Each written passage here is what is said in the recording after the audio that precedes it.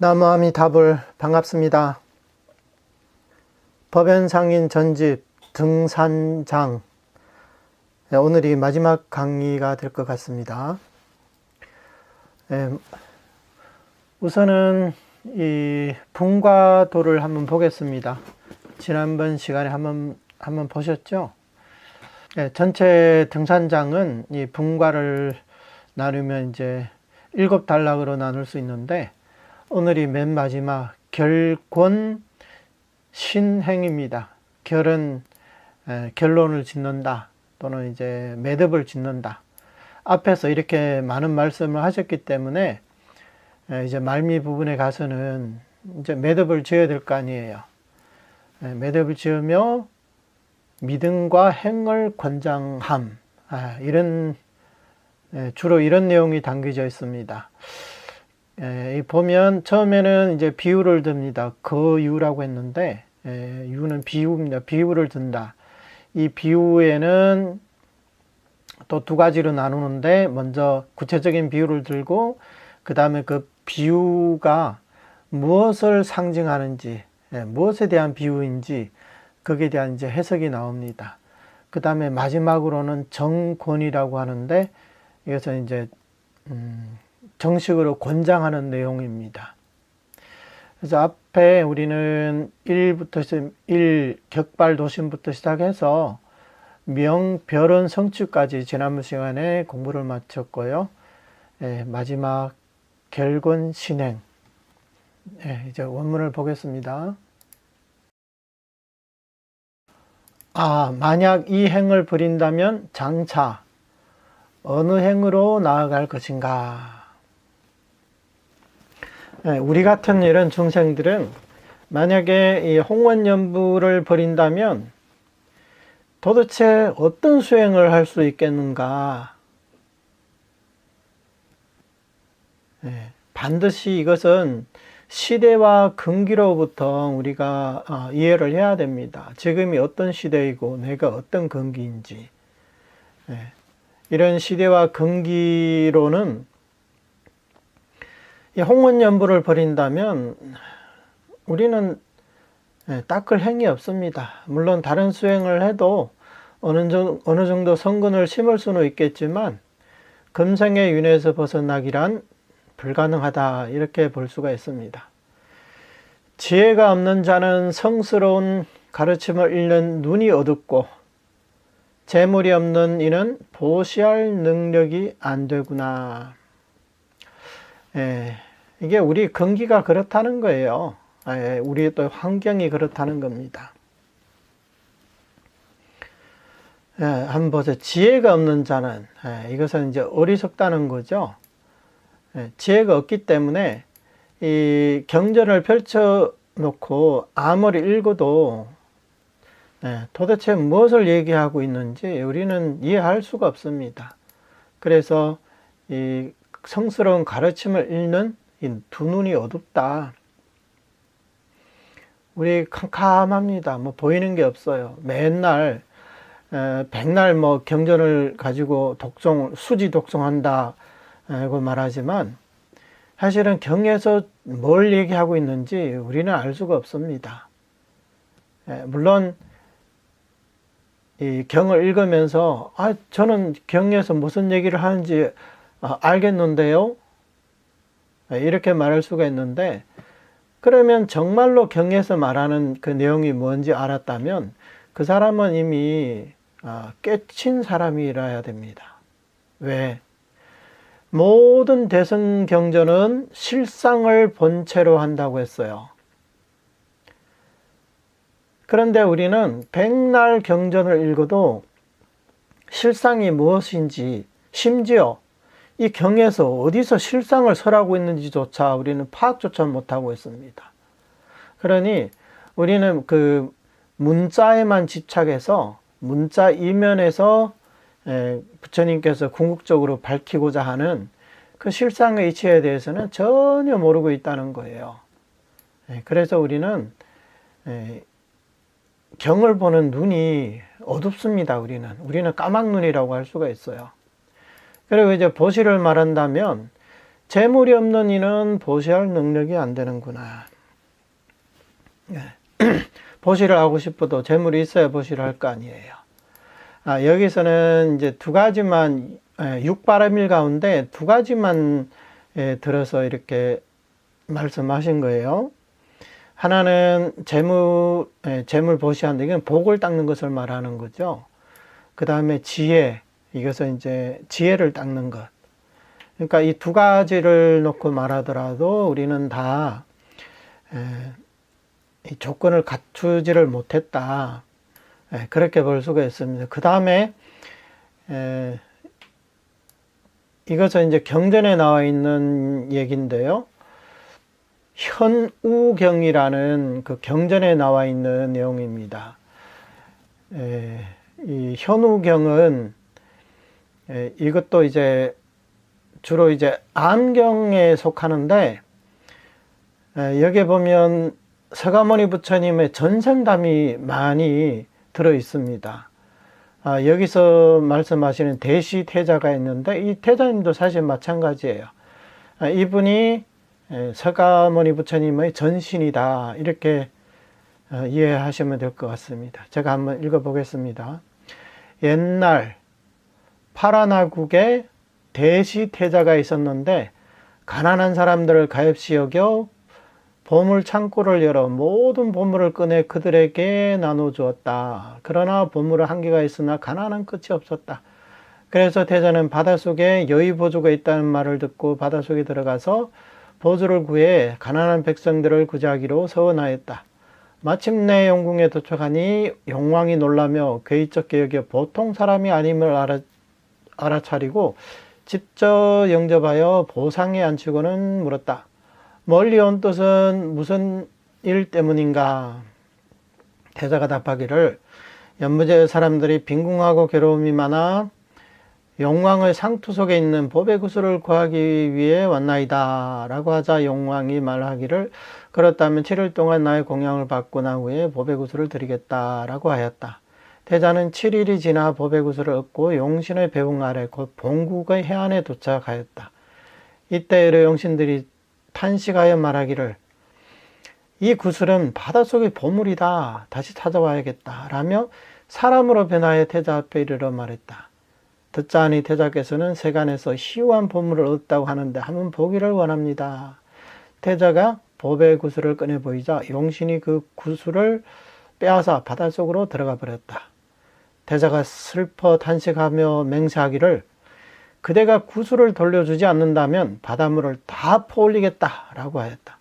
해신이 바다를 나와 비웃기를 그대가 제일 어리석구나. 허공에 떠있는 태양을 떨어뜨릴 수 있고 빠르고 세게 부는 바람을 멈추게 할 수는 있어도 바닷물은 다 퍼올릴 수 없다 라고 하였다. 태자가 맹세하기를 끊기 어려운 애정도 끊으려 하고 끝내기 어려운 생사도 끝내려 하거늘 하물며 바닷물이 비록 많다고나 하나 한량이 있다. 만약 이번 생에 다 퍼올리지 못한다면 마땅히 세세생생 끊임없이 퍼올리다 보면 언젠간 다 퍼올릴 때가 올 것이다 라고 하였다. 그리고는 조개 껍데기를 꺼내어 물을 깃기 시작하였다. 태자의 서운이 진실한 까닭에 여러 하늘의 천인들이 모두 와서 태자를 도와 하늘 옷으로 바닷물을 길어 천리산 밖에다 버렸다. 태자가 조개 껍데기로 한두 번 바닷물을 깃자 바닷물이 18중의 8할이 사라졌다. 영왕은 당황하고 두려운 나머지 보배 구슬을 태자에게 돌려주었다. 태자는 이 구슬을 가지고 국도로 돌아와서 온갖 보물을 비내리니 연부제 내에 보물이 비내리지 않는 곳이 없었다. 고통을 견디며 퇴골숨을 내지 않았으니 이것을 정진바람일이라 부른다. 네, 우선 여기까지. 굉장히 생동감이 넘치는 그런 이야기죠. 이 간단하게 한번 설명을 드리자면, 물론 이 글만 보면 사실 뭐 무슨 뜻인지는 다 알죠. 옛날에 이 대시태자라는 이 분이 계셨는데, 이분이 서가모니 부처님의 전신이었습니다. 이때 태자께서 널리 천하의 가난한 백성들에게 보물을 나눠주려고 했습니다. 이 세상에는 힘들고 가난한 사람들이 너무 많습니다. 그래서 대작께서 자비심으로 국고를 열어서 국고에 있는 보물을 모두 꺼내서 이 가난한 사람들에게 다 나눠 주었습니다. 그런데 이 세상에 가난한 사람이 얼마나 많겠습니까? 그래서 이 보물 창고의 보물은 한계가 있지만 가난한 사람들은 끝이 없었습니다. 그래서 어떻게 하면 이 온 세상 이 가난한 사람들에게 보물을 줄 수 있을까? 그들이 이 빈궁에서 벗어나게 할 수 있을까? 그러던 중에 저기 영궁에 가면 영왕의 머리에 그 여의보주라는 이 보배 구슬이 있는데 그 보배 구슬은 그 어떤 보물도 다 비 내리게 할 수 있다. 내가 원하는 어떤 보물도 다 얻을 수 있다. 이런 얘기를 듣게 된 거예요. 그래서 이 대지대사께서 그럼 내가 영궁에 가서 반드시 그 여의보주를 얻어와야겠다. 이렇게 이제 다짐을 하게 됩니다. 여기서는 굉장히 이제 간략하게 그냥 바닷속에 들어가 보주를 구하기를 서원했다. 그리고는 마침내 영궁에 도착하니 이렇게 되어 있죠. 굉장히 이제 생략을 한 거예요. 그러니까 천신만고 끝에 드디어 영궁에 도착하게 됐습니다. 그러니까 영왕이 당연히 놀라겠죠. 일반인들이 영궁에 올 수가 없거든요. 그러니까 이 사람이 범인은 아니구나. 보통 사람이 아니구나.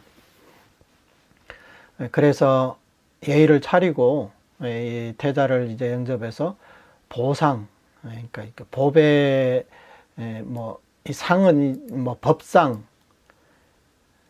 좀 높은 곳 있잖아요. 그러니까 그 법의 법상이라고 이렇게 보면 됩니다. 스님들도 큰 스님들 법문할 때 보면 법상에 올라가가지고 설법을 하시잖아요. 이제 가장 높은 자리를 뜻하는 거예요. 이렇게 보상에 앉히고는 이제 묻는 겁니다. 그 멀리서 이곳까지 온 뜻이 무엇입니까? 무슨 일로 오셨습니까? 이렇게 물은 거죠. 그러니까 태자가 이 연부제 사람들은 정말로 너무나 빈궁하고 괴로움이 많아서 듣자니 영왕의 이 상투 속에 그 법의 구슬이 있다고 하는데 그것을 구하기 위해 왔습니다. 이렇게 말하는 거예요. 그러니까 영왕이 당장 이제 거절하기는 그렇거든요. 왜냐하면 이 사람 보통 사람이 아니라는 걸 알았기 때문에. 그래서 7일 동안에 나의 공양을 받고 난 후에 법의 구슬을 드리겠다. 이렇게 약속을 한 거예요. 그래서 7일 동안에 영궁에서 맛있는 음식 뭐 이런 이제 공양 대접을 받고 난 후에 이 용신의 배웅 아래 이 대시태자가 사는 그 나라의 해안에 도착했습니다.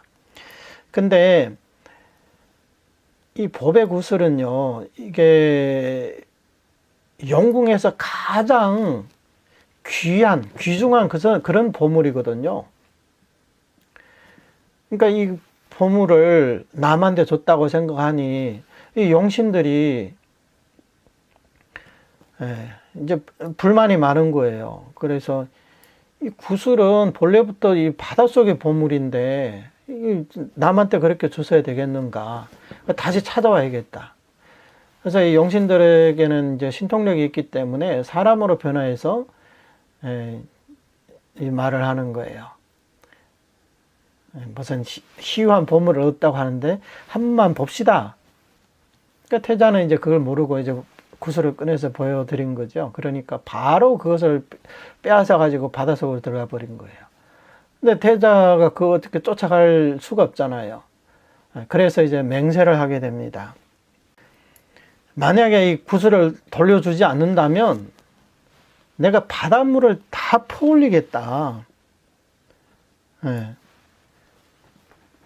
그러니까 이렇게 말하니까 혜신들이 이제 비웃는 거예요. 예, 바다를 나와서 비웃는 거예요. 정말 어리석은 사람아, 저 허공에 떠 있는 태양을 떨어뜨릴 수 있고, 그리고 저 거세게 부는, 세차게 부는 이 바람도 밧줄로 묶어버릴 수 있다 하더라도 바닷물은 다 퍼올릴 수가 없다. 그런 일은 있을 수가 없다. 이렇게 말하는 거예요. 그러니까 태자가 뭐라고 하냐면, 끊기 어려운 애정도 끊으려 하고, 이 애정이라는 게 이 세상에서 가장 끊기 어려운 게 애정이거든요. 부모, 자식 간에 또는 부부 사이에. 이런 애정을 만약에 우리가 성도문을 닦는다면 이런 애정을 끊어야 됩니다. 세속적인 애정은 끊어야 됩니다. 그렇지 않고는 벗어날 수가 없어요. 이 삼계는. 왜? 이 삼계 윤회라는 게 바로 이 애정 때문에 우리의 윤회가 있는 거거든요. 그래서 옛날에 고덕이 말씀하시기를 애정이 깊지 않으면 이 사바세계에 태어날 일이 없다. 이렇게 말씀하신 거예요. 우리는 다 세세생생 가족 간에 또는 사람과 사람 사이에 어떤 이제 애정으로 인해 가지고 거기에 이제 개박되어 가지고 윤회에서 벗어날 수 없는 거예요. 근데 이때 태자는 이렇게 끊기 어려운 애정도 내가 지금 끊으려고 하고 끝내기 어려운 생사도 끝내려 하는데 이 생사를 끊는다는 게 얼마나 어려운 일입니까? 그렇게 어려운 것도 내가 끝내려고 하는데 하물며 바닷물이 비록 많다고는 하나 그래도 한량이 있지 않냐? 양이 있지 않냐? 내가 금생에 다 퍼올리지 못한다면 내가 세세생생 죽어서 다음 생에 또 윤회해서 또 와가지고 또 퍼올리고 그거 안 되면 또 와가지고 퍼올리겠다. 언젠가는 이것을 다 퍼올릴 때가 올 것이다. 이렇게 맹세를 한 거예요. 그리고는 조개 껍데기를 꺼내야 물을 깃기 시작했다. 아마 이제 수중에 뭐 적당한 도구가 없었나 보죠. 조개 껍데기를 꺼내서 물을 깃기 시작했다고 합니다. 그런데 이 태자의 서원이 정말로 너무나 진실하기 때문에 천상의 천인들이 이제 감동을 받은 거예요. 그래서 여러 천인들이, 그러니까 뭐 사천, 왕천, 도리천, 야마천, 도솔천 해서 쭉 위로 해서 수많은 이 하늘 천인들이 와가지고 이 태자를 도와서 이 물을 깃기 시작한 거예요. 그래서 그 많은 물을 어디다 버렸느냐? 철이산 밖에다 버렸다는 거예요. 그래서 이렇게 태자가 한두 번 바닷물을 깃자 이 80% 물이 사라졌다고 합니다. 그러니까 용왕이 얼마나 놀랐겠습니까? 그래가지고 바로 보배구슬을 꺼내서 태자에게 돌려 주었습니다. 그냥 있다가는 이제 바닷물이 이제 다 사라지게 생겼거든요. 그래서 이 태자가 이 구슬을 가지고 와서 온갖 보물을 비 내리니 연부제 내에, 이 남연부제라고 하면 이 전체 지구를 말하는 거예요.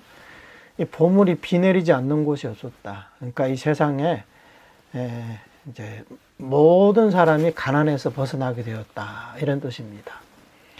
그리고 그 도중에 어떤 고통도 견디며 퇴골심을 내지 않았으니 이것을 정진바람일이라 부른다. 사실 이 얘기를 보면요, 이 태자의 이름이 대시잖아요. 대는 큰 대자, 시는 보시할 시자예요. 그래서 얼핏 보면 이게 이거 보시바람이를 말하는 거 아니야 생각할 수 있는데, 근데 이것은 정진바람이를 뜻합니다. 그리고 이 내용은요, 이 암경에서도 보살도가 있습니다. 서가모니 부처님이 성불을 하시기 전에 전생담이 있는데 그 전생담은 그냥 전생담이 있는 게 아니에요. 전생에 뭘 했느냐? 육바라밀을 닦았다는 거예요. 육바라밀을 닦고 그 다음에 이제 시달타 태자를 태어나서 궁극적으로 이제 성불하게 되는 거거든요. 그러니까 전생에 수많은 생을 육바라밀을 닦았다는 거예요. 그런데 그 육바라밀이 원만한 모습, 여기서는 정진바라밀이라고 했어요. 그러니까 이 태자가 이 조개 껍데기로 바라물을 깃는, 그리고 이 연부제에 가난한 사람들을 구제하기 위해서 이렇게 온갖 고통을 견디며 퇴골심을 내지 않았기 때문에 이것을 정진바라밀이 원만하다. 물론 여기서는 정진바라밀만 말씀하셨기 때문에 나머지 또 5가지 바라밀이 있잖아요. 그것도 또 따로 있습니다, 사실은. 물론 여기서는 이제 그것을 설명하는 게 아니기 때문에 정진바라밀 하나만 이렇게 설명을 했습니다. 사실 여기도 굉장히 재미난 이야기들이 많습니다. 그리고 이 정진바라밀, 전생담에 또 이제 얽힌 또 이야기들도 있거든요. 그럼 이 정진바라밀이 진정한 정진바라밀이냐, 그 육바라밀이 진정한 육바라밀이냐, 여기에 대해서 이 소성불교에서 말하는 것과 또 대성불교에서 또 설하는 게 또 달라요. 그런 얘기들은 이제 나중에 기회가 되면 또 말씀드리는 걸로 하고요. 오늘은 이 법문에 충실해야 되기 때문에 이 이야기는 이제 여기까지 하겠습니다. 여기 나와 있는 얘기이기 때문에. 그 다음에 이게 뭐냐면 이것을 이제 함유라 그러거든요. 옛날에 태자께서 만리의 파도를 넘어 용왕의 여의 보주를 얻었고 오늘 우리는 물과 불의 두 강을 헤치고 미타 본원의 보주를 얻었다. 이것을 함유라고 합니다. 앞에서는 그 비유가 되는 이야기를 그대로 이렇게 설해 놨잖아요. 그러면 이 이야기에서 도대체 무엇을 비유하고자 하느냐, 그걸 밝히는 것을 함유라고 합니다. 이 태자는 사실 우리를 뜻하는 거예요. 우리 중생들을 뜻하는 겁니다. 중생에 비유한 겁니다. 이 태자가 만리의 파도를 넘어서 그 용궁으로 가셨잖아요. 그 만리의 파도를 넘어 용궁에 가셔가지고 용왕의 이 여의 보주를 얻었습니다. 그러면 우리는 어떻게 했느냐? 물과 불의 두 강을 헤치고 미타 본원의 보주를 얻었다. 그러니까 아미타 부처님의 본원을 이 법의 구슬로 비유를 한 거예요. 용왕의 여의 보주와 미타 본원의 보주. 그러면 이 미타 본원의 보주는 어디에 있느냐? 바로 물과 불의 두 강 속에 숨겨져 있다는 겁니다. 그래서 우리가 오늘 이 물과 불의 두 강을 헤치고 나서 그 속에서 미타 본원의 보주를 얻게 되었다는 거예요. 이 물과 불의 강이라는 것은 이게 우리가 이제 이하 백도의 비유에 나와 있는 그 물과 불의 두 강이거든요. 이 물은 우리의 탐심을 뜻하고 불은 우리의 진심을 뜻합니다. 성내는 마음. 이 물과 불의 두 강은 남북으로 끝없이 펼쳐져 있다고 합니다. 그러니까 이런 이 물과 불의 두 강 속에 감춰져 있는 이 미타 본원의 보주를 얻게 되었다. 저 태자는 용신의 후회로 인해 여의 보주를 빼앗겼고 오늘 우리는 이학 이견으로 인해 본원 보주를 빼앗겼다. 이 대시태자가 이 여의 보조를 얻었잖아요. 그런데 나중에 이 용신이 후회를 했습니다. 후회를 해가지고 이 태자를 속여서 이 여의 보조를 다시 빼앗아 갔습니다. 우리는 어떻습니까? 우리는 아미타 부처님의 본원을 들었습니다. 이것은 뭐가 같냐면 우리가 여의 보조를 얻은 것과 마찬가지라는 거예요. 그래서 이 여의 보조를 얻으면 우리는 생사에서 벗어나서 그리고 온 천하 사람들에게 이 보주로부터 나오는 이 보물들을 다 줄 수가 있거든요. 그래서 선도대사님 말처럼 스스로 믿고 남도 믿도록 가르칠 수가 있었던 겁니다. 스스로 믿으려면, 남에게 가르치려면 당연히 먼저 스스로 믿어야 되겠죠. 스스로 믿지 않고 어떻게 남들에게 믿도록 그렇게 가르칠 수가 있겠습니까? 그런데 오늘날 우리는 어떻게 되었느냐? 이학이견으로부터 보는 보조를 빼앗겼다는 거예요. 본래 우리는 보는 보조를 얻었었는데, 이 법문을 들었기 때문에 우리가 얻었었는데, 이 견해가 다른 이 성도문의 행자 또는 이제 자력 수행자들, 이제 그분들의 그런 견해, 그리고 그분들의 주장에 이제 방해가 돼가지고 마음속에 이제 의심을 일으키는 거예요. 그리고 나서 이제 결국은 이 보는 보조를 포기하게 되었다는 겁니다. 그래서 이것을 이학이견으로 인해 보는 보조를 빼앗겼다고 말하는 거예요. 또 저 태자가 업회의 껍데기로 바닷물을 퍼올리자 유격 사천의 천인들이 모두 와서 함께 길어 주었고 우리가 신심의 손으로 의심과 비방의 물결을 퍼올리면 육방의 항하사 재불이 모두 오셔서 함께 길어 주신다. 저 대지태자가 이 조개 껍데기로 바닷물을 이제 퍼올리자 유격사천, 유격천은 이제 욕계천을 뜻하고요. 사선은 색계천을 뜻합니다.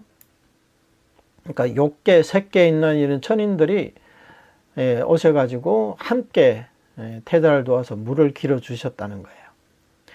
근데 우리는 신심의 손으로 의심과 비방의 물결을 퍼올린다. 의심과 비방은요, 마치 바닷물과 같이 그렇게 많습니다. 그리고 우리의 신심은 대단히 약한 것과 같아요. 대단히 약해 보이잖아요. 그러나 우리에게 정말로 이런 진심이 있다면 이 신심의 손으로 의심과 비방의 물결을 두 손으로 이렇게 퍼 올릴 수가 있습니다. 물론 사람의 두 손으로 바닷물을 퍼봤자 얼마나 퍼겠냐마는 정말로 이 사람이 진심을 다해서 그렇게 퍼올리면 육방의 항하사 재불이 함께 오셔서 도와주신다는 거예요. 어떻게 도와주실까요? 바로 광장설을 내밀어서 증명을 해주시는 거예요. 이 측명연불하면 반드시 왕생한다. 그렇게 증명을 해주심으로써 우리의 의심과 비방을 없애주시는 겁니다. 이게 재불의 항하사 재불의 역할이거든요. 그다음에 또 저 바닷물이 점차 줄어들자 영궁이 걱정하고 두려워하여 여의 보조를 되돌려 주었고 이 의심과 비난의 물결이 전부 끊어지자 비방하던 사람들이 걱정하고 두려워하여 보는 보조를 되돌려 주었다. 태자가 이렇게 바닷물을 깊기 시작하자 제천이 도와서 함께 길어 주셨어요. 그러니까 영왕이 이제 두려워해서 여의보조를 되돌려 줄 수밖에 없었습니다. 그러면 우리가 신심의 손으로, 즉 우리가 신원연부를 한다면, 부처님 말씀을 믿고 이렇게 신원연부를 한다면 이런 의심과 비난의 물결이 전부 끊어지게 됩니다. 그러니까 더 이상 우리를 장애할 수가 없습니다. 그렇게 되면 우리를 비방하던 사람들도 다 실패를 하게 되죠. 그 사람들도 이제 다 물러가게 된다는 게, 걱정하고 두려워하여 자기들 말을 안 들으니까.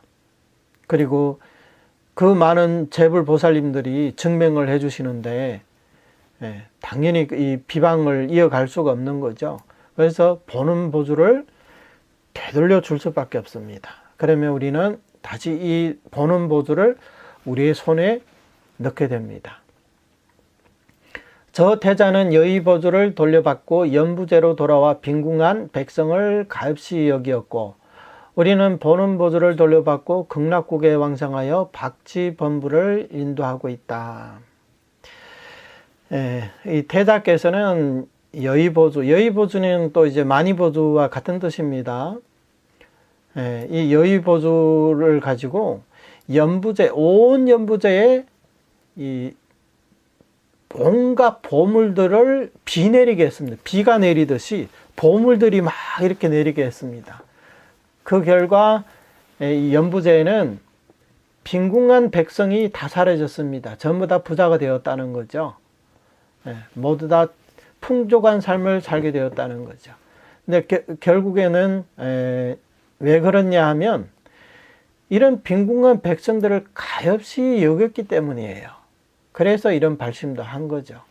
우리는 이런 보는 보조를 돌려받고 본인 스스로는 극락세계에 왕생하고, 그 다음에 또 이 사바세계에 아직 수많은 이런 박쥐범부들을 우리는 인도할 수 있잖아요.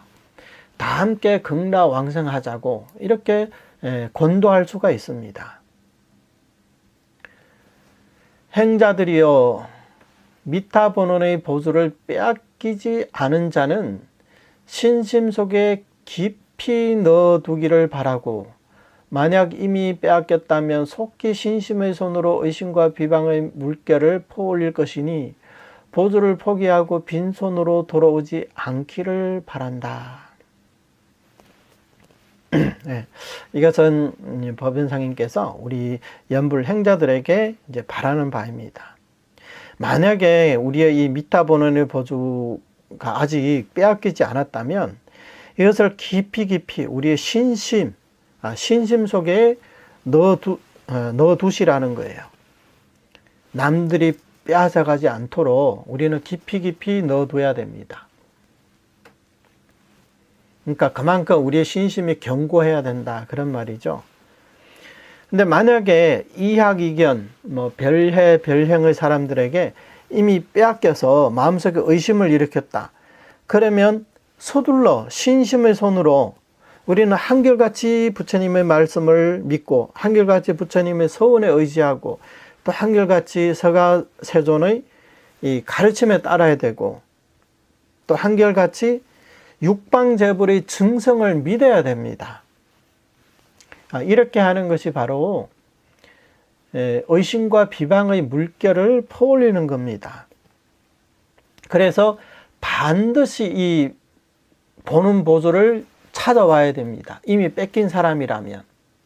절대 금상의 보는 보조를 만나 놓고도 이 보조를 빼앗겨서, 또는 이 보조를 포기하고 빈손으로 돌아와서는 안 된다는 거예요. 우리에게 이 보조가 없다면 우리의 인생은 설사 이 사람이 이 지구상에서 제일 가는 재벌이라 하더라도 그 사람은 실패한 삶을 산 거예요.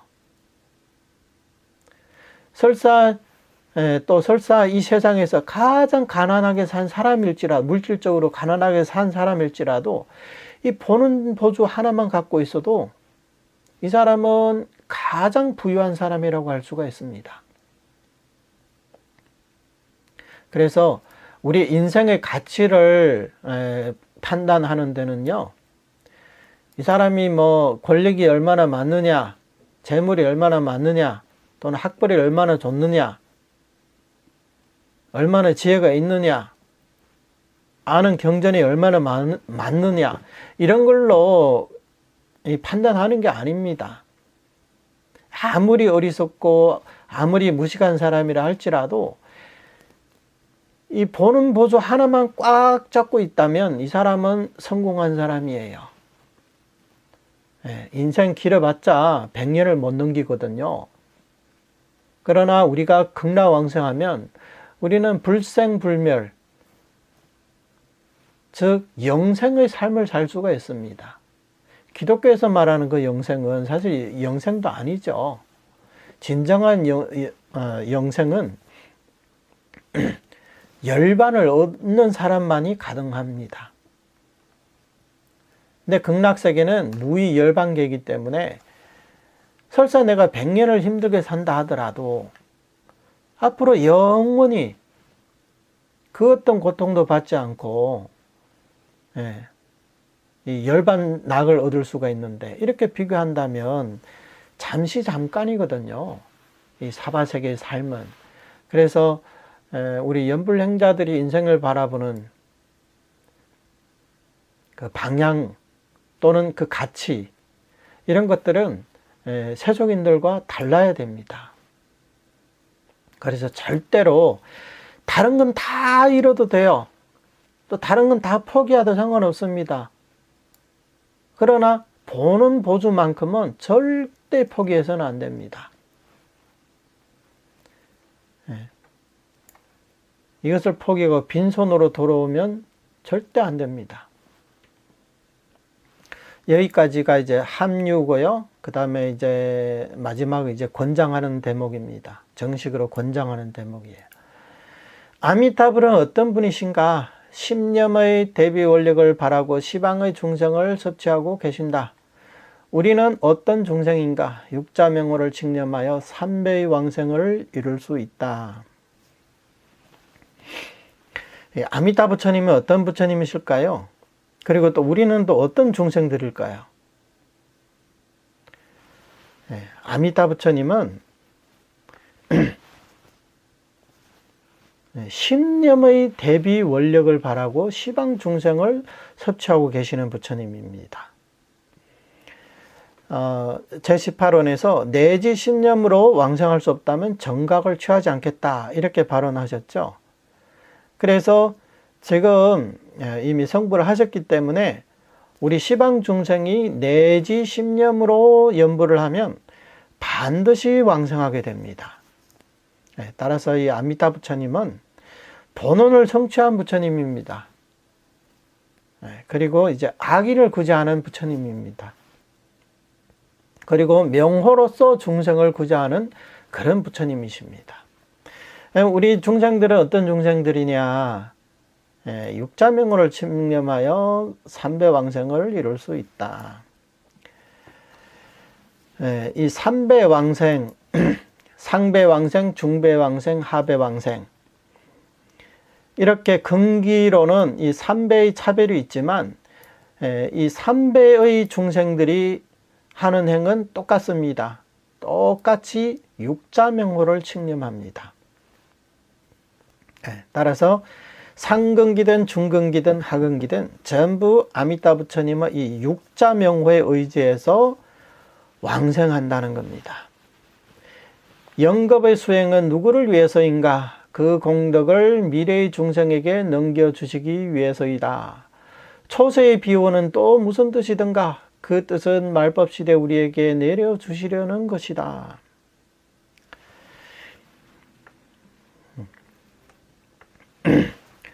이 법장비구께서 5급의 사유와 조제 영급의 수행을 통해서 성불을 하셨다고 했습니다. 누구를 위해서 수행을 하셨을까요? 이 법장비구의 수행은요, 삼현위 또는 십성, 삼현 십성의 그런 현인, 성자들을 위해서 오래오래 수행하신 그런 법신 대사들을 위해서 수행하신 게 아니에요. 자력의 관점에서 본다면 당연히 내가 수행을 많이 하고 뭐 악을 고쳐 선을 닦고 뭐 망상 번뇌를 조복하고 뭐 청정심을 일으켜야 마땅하겠지만 구제의 법문은 달라요. 왜 구제를 할까요? 구조대원들이 누구를 구조합니까? 좀 멀쩡한 사람을 구조합니까? 당연히 그 어려움에 처했거나 갑자기 어떤 뭐 병이 도졌거나 위험한 상황에 처한 사람을 구조하는 게 구조대원들의 역할이 아닙니까? 너무나 당연하잖아요. 그럼 부처님이 이렇게 조제연겁의 수행을 하신 것도 그런 대보살들을 구제하기 위해서일까요? 아라한들을 구제하기 위해서일까요? 아니겠죠. 아라한 이상 대보살들은 아미타 부처님이 그분들을 위해서 수행을 하지 않아도 차력으로 능히 생사윤회에서 벗어날 수 있습니다. 그리고 대보살들은 아미타 부처님이 안 계셔도 스스로 수행해서 성불까지 갈 수가 있어요. 이미 법신대사까지 되셨기 때문에. 그러면 이 구제라는 것은 누구를 위해서 구제하느냐? 병원은 누구를 위해서 여는 겁니까? 건강한 사람을 위해서 여나요? 환자들을 위해서 여는 게 병원이잖아요. 그래서 구제라는 게 바로 그런 뜻이에요. 구제라고 한다면 당연히 최악의 악인들을 염두에 두고 그런 구제의 서원을 세우시는 거예요. 이거는 너무나 당연한 이치거든요. 선도대사님 말씀에 지금 당장 물에 빠져서 곧 익살 사람을 우선적으로 구제해야지 이미 저 언덕 위에 올라가 있는 사람을 위해서 그런 사람을 구제할 필요가 뭐가 있겠는가? 너무나 당연한 게 아니겠습니까? 사람이 물에 빠졌는데 곧 이제 수행도 못하고 곧 이제 익사할 사람을 먼저 구해야지 혼자 수행할 줄 알거나 이미 수행을 해서 이미 이제 이 언덕 위로 올라간 사람을 구제할 필요는 없잖아요. 그러니까 바로 우리 같은 중생을 구제하기 위해서라는 겁니다. 우리는 세세생생 이렇게 죄업을 짓고 또 업장이 두텁습니다. 그리고 끊임없이 윤회하는 이런 중생들입니다. 우리의 자력으로는요, 광급일에 항상 침몰하고 항상 유전하는 중생이라 했잖아요. 그래서 열반경에서는 우리 같은 중생을 상몰 중생이라고 합니다.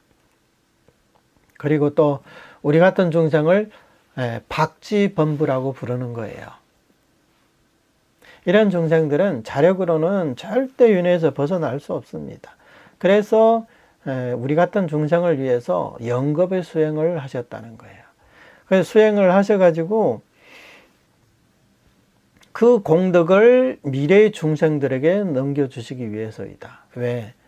중생 스스로는 윤회에서 벗어날 수 있는 그런 공덕을 쌓을 수가 없기 때문에 그래서 영겁의 수행을 통해서 부처님께서 성취하신 그 공덕을 미래 중생에게 주시려는 거예요.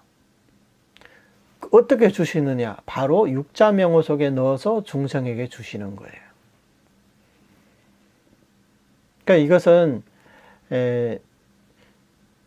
중생들을 가엾이 여기기 때문입니다. 이게 부처님의 자비심이죠. 초세의 비원은 또 무슨 뜻인가? 초세. 이 세라는 것은 세출세간을 말합니다. 그냥 세간뿐만 아니라 출세간도 여기에 포함되어 있습니다. 그러니까 이 세출세간을 초월하는 대비 원력은 또 무슨 뜻이든가 그 뜻은 말법시대 우리에게 내려주시려는 것이다. 바로 우리 같은 중생들, 죄업을 짓고 자력으로 벗어날 수 없는, 그러니까 이런 수행과 이 대비 원력은 전부 다 우리 같은 중생들, 미래의 말법 시대 우리에게 내려주시려는 것이다.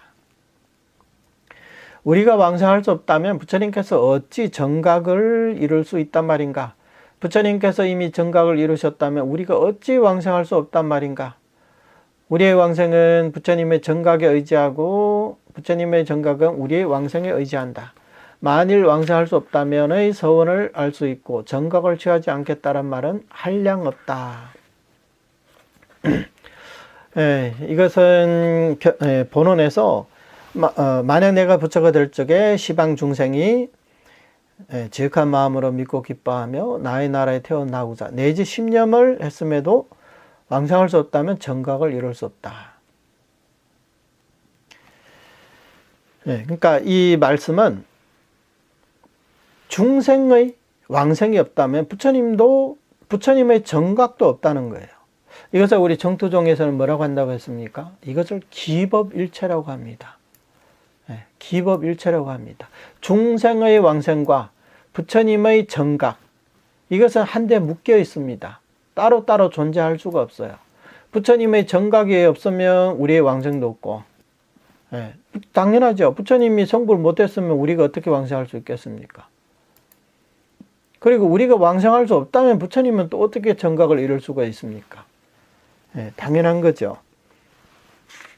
따라서 지금 법장 비유가 이미 아미타 부처님이 되셨다. 즉 48대원은 이미 성취되었다. 이것은 이미 기정사실화가 된 겁니다. 이것은 우리가 믿고 안 믿고에 따라서 부처님의 성취가 바뀌는 게 아니에요. 그래서 아미타 부처님이 성불하신 지 지금 10급이 지났기 때문에 우리의 왕생도 사실은 10급 전에 이 법장 비유가 성불함과 동시에 우리의 왕생도 이미 성취되어 있는 겁니다. 단지 우리가 그것을 모르고 지금까지 그것을 믿지 않고 전수연부를 하지 않았기 때문에 우리가 아직까지 이렇게 생사윤회를 하는 거지, 실제로는 우리의 왕생은 이미 10급 전에 결정이 된 겁니다. 마치 동전의 양면과 같습니다. 앞면 뒷면 하지만 앞면이 없는 뒷면이 어디 있고 뒷면이 없는 앞면이 또 어디 있겠습니까? 그런 동전이 어디 있습니까? 그러니까 이 시방 중생의 왕생과 이 아미타 부처님의 정각은 한 몸이라고 할 수가 있습니다. 이것을 중생 쪽에서는 왕생이라고 하는 거고 부처님 쪽에서는 정각이라고 부르는 겁니다. 따라서 만일 왕생할 수 없다면 의 서원을 알 수 있고, 이건 제 이제 18원의 원문을 말하는 거죠. 이게 바로 우리의 왕생에 대한 보증서입니다. 부처님께서 이렇게 보증을 서주셨습니다. 정각을 취하지 않겠다. 이미 이 발언이, 이 서원이 이미 이제 성취가 되었기 때문에 부처님의 이 말씀엔, 이 서원에는 이제 한량이 없습니다. 한계가 없습니다. 그래서 여기에는 시방 중생이 다 포함되어 있습니다. 그래서 이 제18원에서도 시방 중생이 이렇게 되어 있잖아요. 그렇기 때문에 아미타 부처님이 지금 정각을 취했다면 시방 중생은 그 누구라도 연불하면 반드시 왕생하게 되어 있습니다.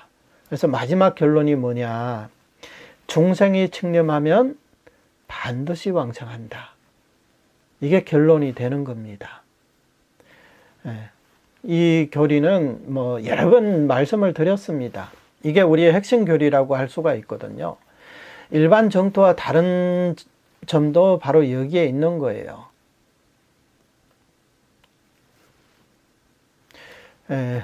끝으로 이 정토종 사이트에 올라와 있는 글인데요. 이거 하나하나 이렇게 자세하게 설명을 안 드리겠습니다. 대략적인 내용만 이렇게 말씀드릴게요. 중국에 이제 오보살이라는 그 이제 연우님이 계셨습니다. 이분은 원래는 밀교 수행자였다고 합니다. 그래서 이분이 이제 아마 다른 곳에서 원래 사셨던가 봅니다. 2014년도에 중국 북경으로 오신 거예요. 이제 베이징에 와가지고 팔대처라는 그 곳이 있어요. 북경에 보면 그 산 아래에서 아주 간단하게 지은 집 하나를 아마 이제 월세로 이렇게 사셨나 봐요. 그래서 본인은 그 속에서 이제 수행만 하신 거예요. 그 1년 뒤에 2015년에 이제 지인의 소개로 이 팔대첩의 영광사라는 절이 있다고 합니다. 이 절 앞에 이제 관음전, 절에 있는 관음전에서 이제 일을 하게 된 거죠. 그러니까 절에서 일을 하게 된 거예요. 무슨 일을 하냐면 향과 등을 팔고 그 다음에 그 청소를 좀 하고 하는 이제 그런 일을 했다고 합니다. 그리고 이분에게 이 절에다가 이제 조그만 이제 방을 하나 마련해 주신 거예요. 그러니까 이분은 이제 매일 출퇴근을 하게 되는 거죠.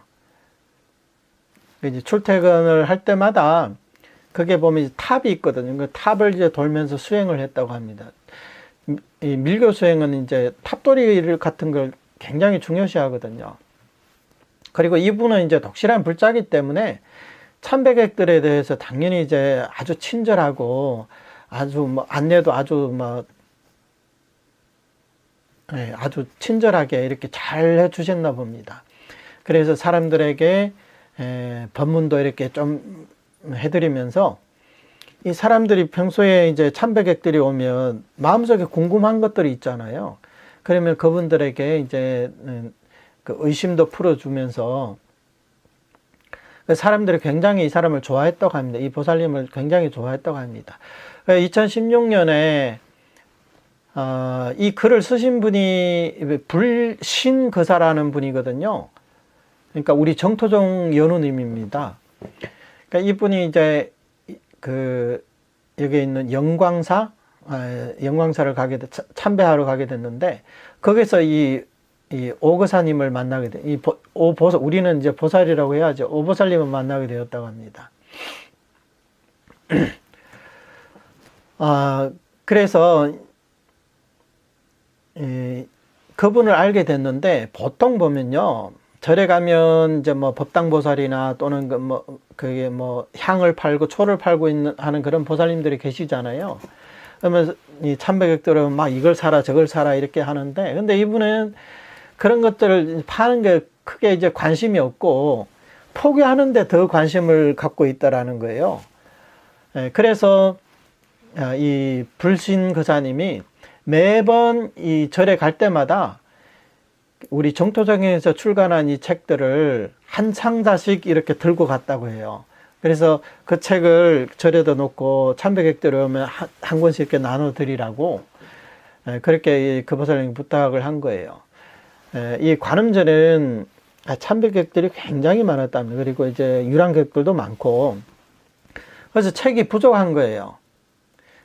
그래서 이 오보살님의 도움을 받아서 차에다가 그 책을 싣고 가가지고 그러니까 책을 많이 이제 배치를 해둔 거죠.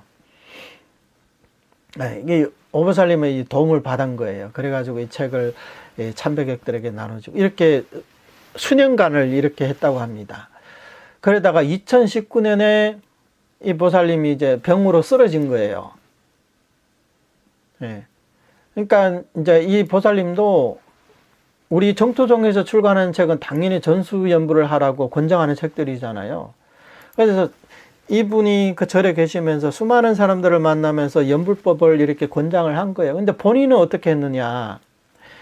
이 오보살님은 이분과 이 불신거사와 자주 이제 불법에 대해서 토론을 한다고 합니다. 그럼 본인은 뭘 하냐. 매일 연불하고 진언을 지송했다고 해요. 근데 우리 불신거사님은 이 보살님께 그런 거 이렇게 복잡하게 하지 말고 이 나무아미탈만 이제 부르자고 그렇게 했는데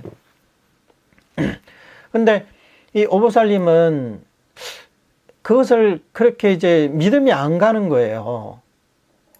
왜냐하면 우리 이 정토종의 교리를 듣다 보니까 연불에서 생사해탈하는 건 너무나 쉽거든요. 그러니까 너무 쉬워가지고 믿기 어렵다는 거예요. 그래서 뭐라고 의심하냐면, 만에 하나 임종할 때 서방극락세에 못 가면 어떡합니까?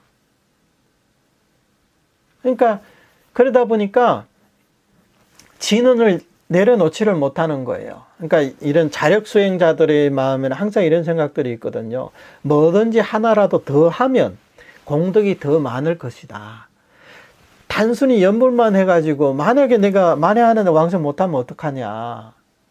근데 지금은 내가 연불도 하고 진언도 하니까 그러면 공덕이 좀 더 많지 않겠느냐.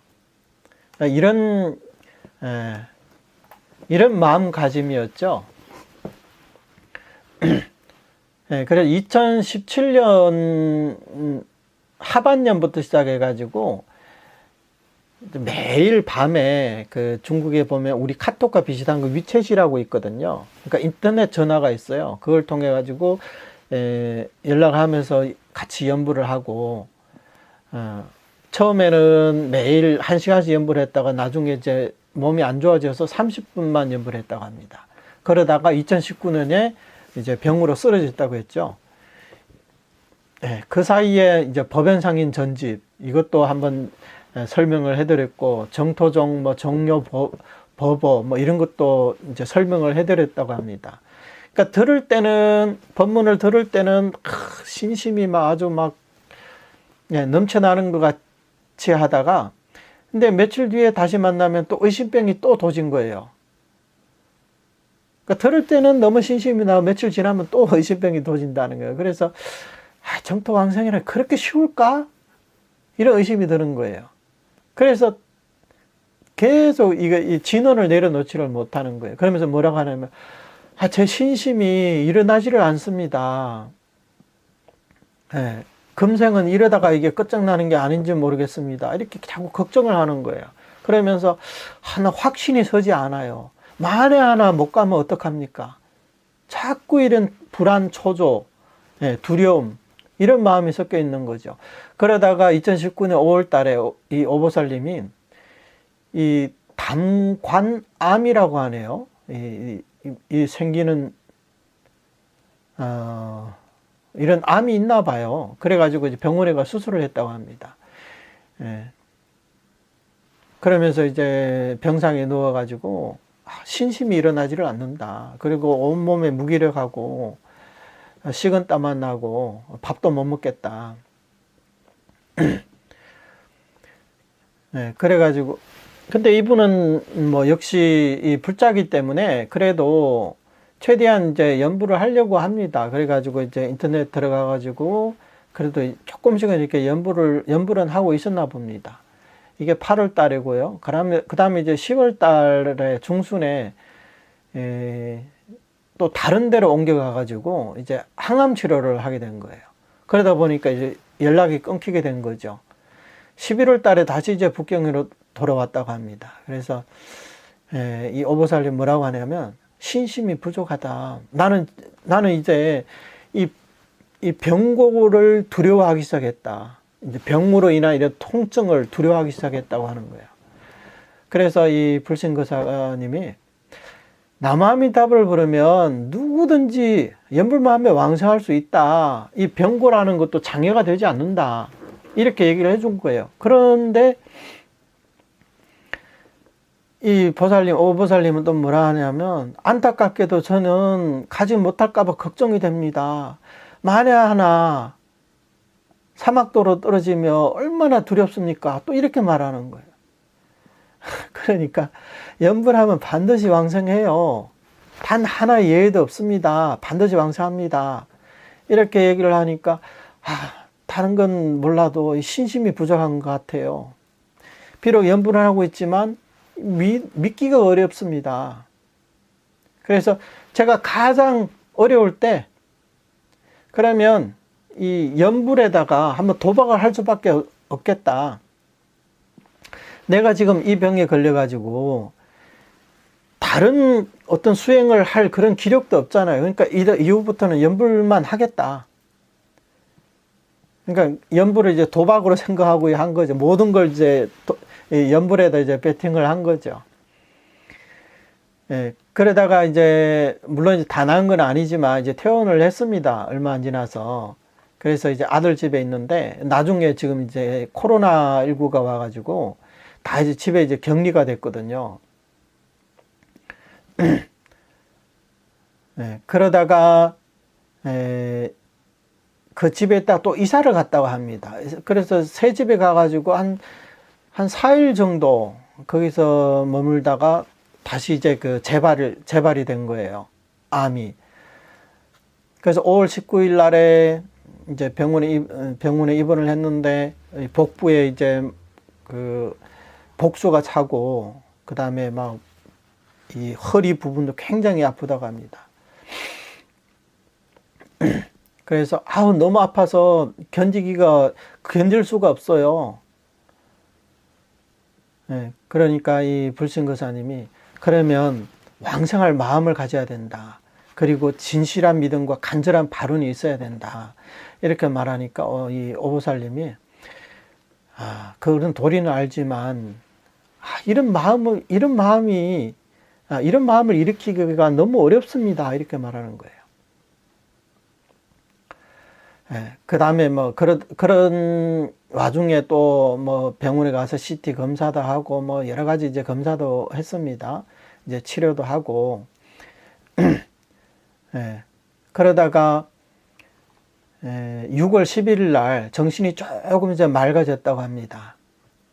그래서 예전에 제가 닦던 그런 것들은 지금은 아무 소용이 없습니다. 그렇게 내가 열심히 수행했는데 무슨 기맥을 뭐 뚫느니 뭐 어떤 뭐 그 또 뭐 차크라 뭐 이런 것도 얘기를 하잖아요. 그런 것을 뭐 어떻게 해야 되느니 밀거 수행을 하면서 그런 것들을 그렇게 했는데 지금 와서 아무 소용이 없더라. 이 친척들, 친한 친구들도 아무 소용이 없고 자녀들도 아무 소용이 없더라. 이런 말을 하는 건 마치 이제 뭐 인정머리 없는 것처럼 이렇게 들지 몰라도 실제로 정말 이렇게 사람이 위중할 때 뭘 잡을 수 있는 게 뭐가 있느냐. 예전에 그러니까 그사님이 말씀하신 것을 내가 믿지 않았지만 지금 이때에서는 내가 예전에 닦던 것이 전혀 도움이 되지를 않더라. 그래서 지금 이때는 연불밖에 없다. 그렇게 연불하니까 이제 두려움이 없다. 예전에 저한테 했던 그런 말씀들이 그때는 믿지 않았는데 지금은 이제 다른 생각을 하지 않고 오직 이제 연불만 하겠다. 이렇게 말한 거예요. 그래서 그 다음 또 이제 아미타 부처님께서 조금 일찍 저를 영접하러 오시면 안 될까요? 더 이상 견디기가 힘듭니다. 그러니까 치료를 포기하겠다 이 말이죠. 그래서 이 불신거사님이 이 보살님에게 아미타 부처님께는 가장 좋은 안배가 있을 것이다. 시간만 되면 아주 가뿐하게 왕성할 수 있을 거다. 이렇게 얘기를 한 거예요. 그 다음에 6월 11일 날에 이 북경에 이제 또 다시 이제 코로나가 터진 거예요. 그러니까 이제 병원에도 이제 못 들어오게 하는 거예요. 병원에서도. 그러니까 그때 이제 그 화상 채팅을 했는데 보니까 점점 몸이 쇠약해지더라는 거예요. 6월 21일 7시쯤에 병원에서 이제 오보살님이 이제는 더 이상 안 된다. 가족들이 빨리 오라고 한 거예요. 그래서 이 불신거사님도 병원에 가보니까 이게 산소호흡기를 이렇게 끼고 있는데 호흡이 아주 이제 급하고 말을 못 하는 거예요. 그래서 이 불신거사님이 이 오보살님의 아들, 딸들을 거느리고 함께 연불을 하면서 사이사이 귓가에다가 이제 법문을 해준 거예요. 아미타 부처님을 칭견하면 바로 가시라. 6월 22일 아침 8시 12분에 이 오구사님이 호흡을 멈췄다고 합니다. 이제 병원에서도 이제 사망 확인서를 이제 내준 거예요. 이제 호흡기를 딱 떼고 보니까 얼굴이 굉장히 편안한 거예요. 그 다음에 그 이제 왕생 이불을 딱 덮고 이제 존염을 한 거예요. 인경을 두드리면서 자녀들을 거느리고. 이렇게 6시간 후에 이 왕생 이불을 딱 젖혀서 보니까 얼굴에 이제 미소를 지으면서 온몸 신체 각 부위가 다 식었지만, 싸늘하게 식었지만 머리만큼은 아직 온기가 남아있고 온몸이 부드럽다라는 거예요. 그래서 마음속으로 오보살님이 이번에는 정말로 왕생했구나, 이렇게 이것을 이제 확인할 수 있었다고 합니다. 이 얘기도 왜 이 사례를 말씀드리냐면, 이분 같은 경우에도 처음에는 이 보는 보조를 손에 쥐었지만 의심으로 인해 가지고 빼앗긴 거랑 마찬가지거든요. 그러나 제일 어려울 때, 제일 고통스러울 때, 자기가 수십 년 닦아왔던 그 밀교 수행이 아무런 소용이 없다는 것을 느끼고, 그때서야 도박을 하듯이 모든 것을 연불에다 걸은 거예요. 그렇게 하니까 사실은 이분이 이렇게 왕생을 하게 된 거거든요. 물론 여기에 뭐 존염을 했다 이런 얘기도 있는데, 사실 이런 분들은 정말로 이렇게 전수 연불 하시는 분들은, 부처님께 완전히 맡기고 연불 하시는 분들은 꼭 존염이 있어야 왕생한다, 그게 아닙니다. 다만 이제 이분의 인연이 이러하기 때문에 이렇게 이제 존염을 이제 받게 된 거죠.